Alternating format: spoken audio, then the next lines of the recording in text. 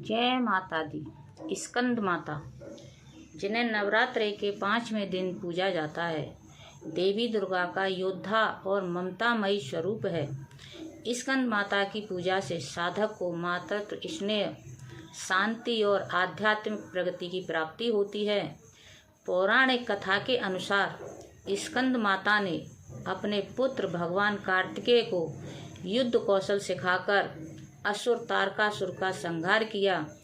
स्कंद माता का वाहन सिंह है और उनके 4 भुजाएं हैं, जिसमें कमल, पुष्प और वर मुद्रा शामिल है। स्कंद माता माँ गुरु और शक्ति तीनों का सम्मिश्रण है।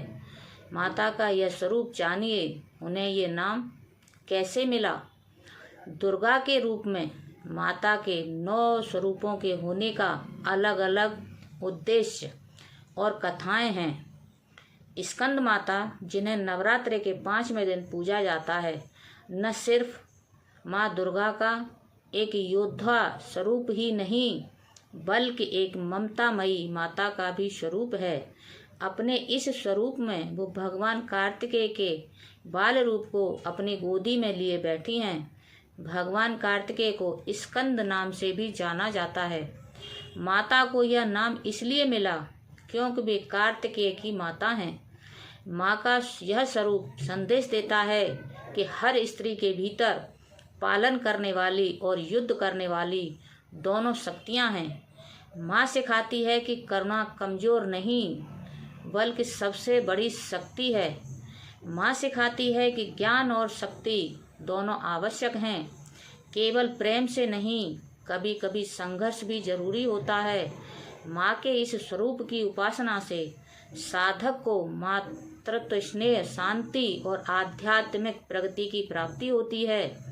स्कंद माता का आध्यात्मिक महत्व। स्कंद माता माँ के रूप में शक्ति, गुरु के रूप में ज्ञान और देवी के रूप में करुणा का प्रतीक है।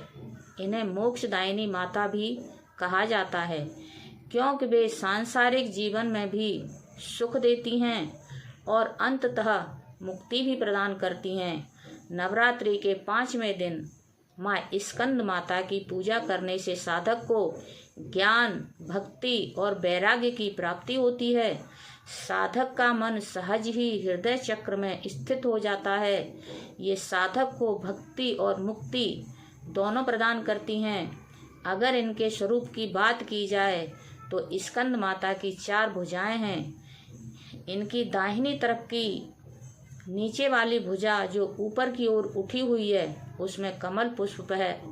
बाईं ओर की ऊपर वाली भुजा में वर मुद्रा में तथा नीचे वाली भुजा को ऊपर की ओर उठी है, उसमें भी कमल पुष्प ली हुई हैं। इनका वर्ण पूर्णतः शुभ्र है। ये कमल के आसन पर विराजमान रहती हैं। इसी कारण इन्हें पद्मासना देवी भी कहा जाता है।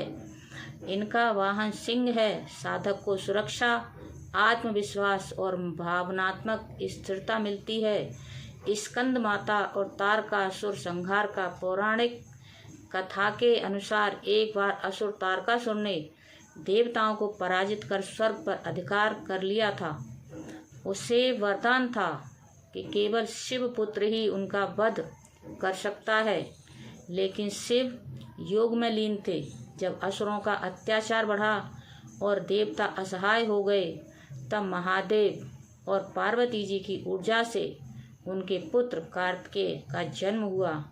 माँ ने उसे पालन पोषण, शिक्षा और युद्ध की कला सिखाई। जब स्कंद युद्ध के लिए तैयार हुए, माँ ने उन्हें सिंह पर बैठाकर युद्ध भूमि में भेजा। उन्होंने देवताओं का नेतृत्व करते हुए असुरों का संहार किया और देवताओं को विजय दिलाई। इस प्रकार स्कंद माता ने माँ, गुरु और शक्ति तीनों रूपों में सृष्टि की रक्षा की। इसी कारण माता पार्वती को स्कंद माता भी कहा गया है। जय माता दी। हर हर महादेव।